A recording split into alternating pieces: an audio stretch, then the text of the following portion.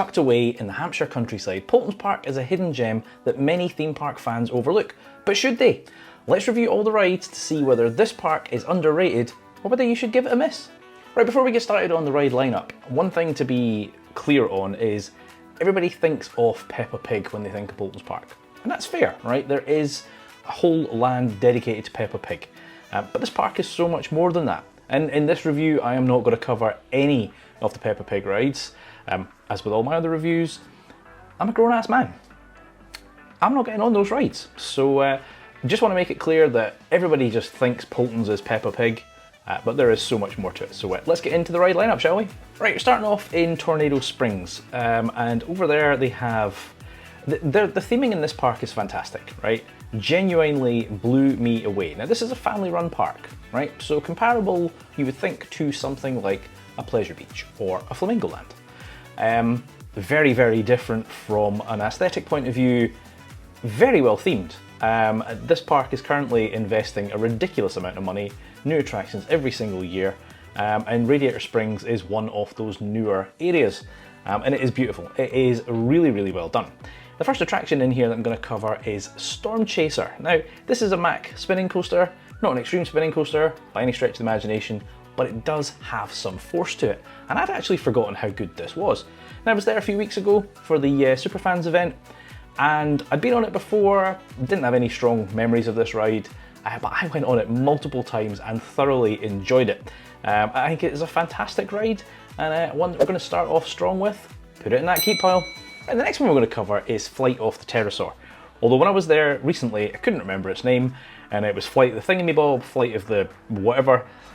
It's their Vekoma suspended coaster. Now, it's not an SLC, don't panic, this thing is not a headbanger, but it's also not an STC either. It is not their thrill coaster. It's somewhere in the middle, and it is a lot of fun. Again, there's some theming around this one. Not the most compared to some of their other attractions, but it is good fun, and yeah, listen, I enjoyed it, and I'm going to put this one in the keep pile as well.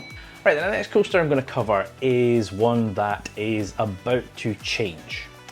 And I think change in a good way. Now, it's Cobra. It's a Gerstlauer bobsled. Now, if you've seen my previous videos, I've never been a fan of Gerstlauer. Generally, don't think they do great rides. I've said that Anubis over in Plopsaland is probably the only comfortable Gerstlauer I've been on. I would probably put this one in that bracket too. It's not super comfortable, it's a wild mouse kind of thing, so you're getting, you know, flung side to side. But it is one of the more enjoyable Gerstlauers. And it is about to change because the park is putting yet another Gerstlauer in next year, a Eurofighter. I think that's a good idea, but you know, it doesn't exist yet, so we won't cover that. But they are going to be retheming this particular model to Raven.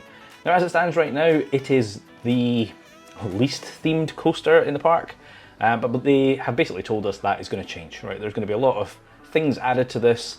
It's going to get repainted, or the cars are all going to get restyled, all that kind of thing. So I'm keen to see what it looks like next year. But nonetheless, Cobra is actually a lot of fun, and I would have kept it anyway. You're going to know exactly where this is going to go in a second. So there is the Edge. It is a roller disco. So immediately you know how this is going to go. They've said that it's moving.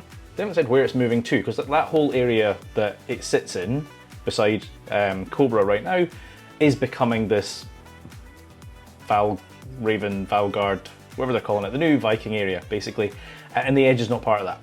They did say it is moving somewhere else in the park, so I don't know where it's going to live, but it's a roller disco, and you all know I don't like roller discos, especially not the ones with a hump in the middle, of which this is. So this bad boy is going in that scrap pile. Right, so the next one we're going to cover is their newest attraction. It's new to them, but it's also fairly new to the industry as well, and it is Ghostly Manor. It is a Mack gameplay theatre. Now, there's only two of these right now. The original one, on a much larger scale, I believe, is over in Europa Park, which I will be getting to later this year, but this is the second installation of it. Do you know, it's an interesting concept. It's new, obviously, because it's only the second of its type, and I think it's a really good idea because it allows you to create a lot more ride space in a small area. It's a little bit like what Gangsta Granny did, right? Effectively, that kind of slow-moving, rotating you to different things. They've basically taken a compact area and made it feel a lot bigger as well. But this one is effectively, you've got the cars are sort of back to back. It's an interactive shooter thing. We'll get onto that in a minute. But basically, whilst you're facing one way, whether that's towards screens or some physical props, there's another group behind you who think they're in a different room, because it's basically compartmentalized. And then as you go through this attraction, you will kind of rotate. So sometimes you're on the outer circle, sometimes you're on the inner circle. As I said, some rooms are purely screen-based, some are physical props. And the physical props are fantastic. They do have some great stuff in there. That big kind of plant that comes out towards you. Amazing. Like, this is a park that does great theming. The exterior is greatly themed? English, Chris. The exterior is very well themed. The interior, the queue line, again, same sort of thing. So the whole thing is very, very immersive. The one thing that lets it down, and I think they've basically acknowledged it and said that they're still working on it, is the guns themselves. They're not very accurate. It's not very easy to tell what's you. It's one of my big bugbears with interactive rides like this. There are some attractions where, you know, you've got a little laser pointer coming out your gun, you know that's you can fire at things, happy days. And you've got others, the Minion Con, Villain Con thing in Florida is exactly the same. You've no clue which one is you. You're just pointing at a screen and hoping and praying that you're getting some points. And this is kind of like that. Now, they've basically said that this is some advanced, it's not quite GPS, but comparable, right? They're basically using some positioning system to identify where the gun is, what you're pointing at, and that it works best if you kind of hold the gun right in front of you. So I don't know why the gun isn't like hinged to the vehicle, because that would solve the problem, surely. Like, if they're saying that they're making assumptions on where the gun is, well, attach the gun to the ride instead of making it something you can wave about. Because I went on it recently and there was a rather annoying person sitting beside me who was waving her gun around, like smacking, she didn't hit me, but you know, gun right in front of me, and I'm like, come on, seriously, just stick to your own little bit, you know, personal space and all that kind of thing. So maybe they just need to attach the guns. Because I did the ride once where I just left the gun, didn't touch it, and I just took in the whole kind of atmosphere, all that was on the screens, all the physical props. Brilliant, amazing, fantastic. So I think the guns, if they can fix them, perfect ride. If they can't fix them, still a good ride, and I'm still going to keep it. But yeah, it's a bit of a letdown. Right, so they've got a flat ride here that, again, massive fan of. It's Cyclonator, which I think is a Zamperla gyro swing. It's definitely not the Intamin variant. And it is obviously not a patch on what we're going to get at Blackpool, but it was so much fun. Went on it, got a POV. I just love that kind of thing. You know, I've said it before, that kind of swinging motion I absolutely love. I'm not one of those people whose stomach goes bananas when I do that, so I can enjoy it. You know, I'm not feeling sick, I'm not like, oh my god, this is too much. For me, brilliant, absolutely love it, and I am seriously looking forward to the gigantic version that we're getting next year in Blackpool. But this one, I'm gonna keep it. Right, we're about halfway through this list, and if you've been to Paultons and you agree that this is an underrated park, then make sure you hit that like button. Okay, so beside that, there is another coaster. Farmyard Flyer, I think it's called, or Barnyard Flyer, I think it's Farmyard Flyer. Yeah, I don't know what to say about this one. Again, children's ride, so not intended to be intense. Nothing in this park is intended to be intense, right? This new Gersler they're getting is the closest they're getting to thrill, because they're just trying to push a little bit. They've said they're not moving to thrill, they're just expanding the definition of family. So nothing here is that thrilling, and this definitely falls into the not thrilling at all category, but it's bloody rough. It's a reasonably new attraction. Now, I visited Paultons back in 2022, maybe 21, before I started the channel, and this was under construction. I think it opened the following year. So it's only 3 years old, maybe 4 at a push. It's rough, it's definitely rough. I joked when I went on it that I've had smoother flights on Ryanair, because obviously it's plane themed and stuff. Look, it's a coaster. I'm never a fan of scrapping coasters, we've said this in every single video, so I'm going to put this one in take it or leave it. Now there's another kids coaster that actually surprised me in a very positive way. It was a credit that I seemed to miss out on my first visit, and it was there, so I don't know how I missed out on it, and that is Caterpillar.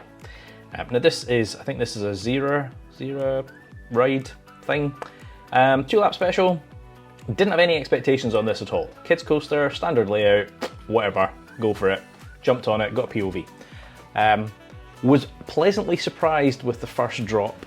A lot more forceful than I expected. I was sitting in the back row, maybe that's why. And definitely felt like a head chopper moment as you whizzed past the rest of the track. So yeah, for a kids coaster, fantastic. I absolutely loved this one. Definitely going in that keep pile. They've got another fairly standard coaster. They've got a Vekoma Boomerang called Velociraptor. Now, Velocicoaster, very, very different. Very, very different. I don't know what's going on with this one because, listen, this park, as I've said already, is very, very well maintained. Obviously, I've kind of criticised that Farmyard Flyer for being a little bit rough. This was mostly okay until obviously halfway through the boomerang you go up a spike and then you go backwards. Well, their spike's one of those ones that's kind of got a hump in it, and the train kind of jumped as it went up that hump, like it was bouncing. It was very, very noticeable, which kind of detracted from it. So I'm going to put this one in take it or leave it. Usually a boomerang's okay, like it's not my most enjoyable ride by any stretch of the imagination, but great for the demographic.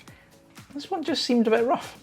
Right, they've got a sort of car ride, the Dino Tour Co, I think it is. Again, I went on it for a shameless POV, and I was actually quite surprised by this. Really, really simple, very, very slow moving vehicle. But again, this park just takes that next level when it comes to theming. And we're not talking Disney and Universal here, but based on, you know, UK standards, this is very, very high up there.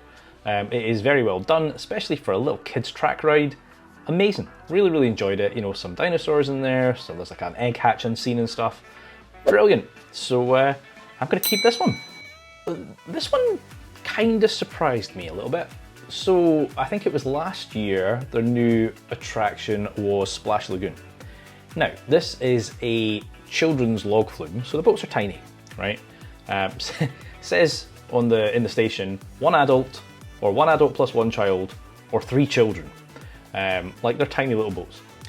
And I had no expectations of it at all. It was a scorching hot day when I was there, so the concept of potentially getting a little bit wet seemed pretty good. I was like, all right, that'll cool me down a little bit. It was good fun. Like there's a bit where you go under, there's the kind of water arch over the trough. And I made the joke in the video that, oh look, like unlike Valhalla, these things make it over the trough. It turns out they kind of don't, and as I went through I kind of got dripped on, so yeah, that's what I get for being cheeky. And then, again, where you don't expect it, this seems to be a common thing with me on these kind of log flume rides, that, and it's by design obviously, I got more wet by another boat passing me. So I'd gone through that arch bit and I'm trundling along, and then somebody else came flying down the main drop, soaked me. And then of course there is the main drop. Now, you're not getting Valhalla wet, you know, it's not that bad at all. You do get a bit of a sprinkling, probably a little bit more than that. And on a hot day, it is fantastic. Now this is right down at the bottom of England, so, you know, there's a better chance of a nice day down there than there is up here in Scotland. So, you know, there's probably enough heat to justify getting wet. But I thoroughly enjoyed it, and it's another one I'm gonna keep. There's one more coaster to cover here. Again, very, very kiddie, and that is Dino Chase. Now, I don't know what to say about this one. I mean, it is very, very kiddie. I don't have any problems with roughness on this one. Nice and smooth. 2, maybe even 3 lap special. Very, very short track. Perfect introductory ride to young kids. Like if you're a very, very small kid, you know, 4, 5, never been on a coaster, perfect. You know, not that intense, but gets you a feel for it. So perfect, again, for that family audience and that introduction to coasters. So it's getting kept. And then again, every time there's a swing involved, I'm like, yay, yes please. They've got a wave swinger. Now they call it Sky Swinger. There's nothing special about this, fairly standard, but I did enjoy it. When I was there, somebody on that flight, the Pterosaur, hadn't secured their loose articles, and well, there was a hat came flying off and somebody's keys came flying off and landed. Now, fortunately, nobody was in the ride area, otherwise that would have been pretty painful getting smacked by somebody's keys. I mean, that's not the ride's fault, but it's just a reminder. Secure your items. Being there firsthand, it's not fun. The swing though, as I said, nothing special, but I enjoyed it, so I'm gonna keep it. So in summary, there is a lot more keep than meh and scrap. Fantastic park. Genuinely think it is severely underrated. As I say, it had been once before and I'd forgotten myself how good it was until I visited recently. It's definitely a park that I will make an effort to visit, hopefully annually. Again, its location isn't ideal for a lot of us, certainly not for me, but it is a brilliant park. If you've been, I'd love to know your thoughts. You know, what do you think of the park in general and what do you think of the ride lineup? If you have enjoyed this one, make sure you hit that like button and please do subscribe as well. If you enjoy this kind of content, there's a whole playlist full of other parks right up here.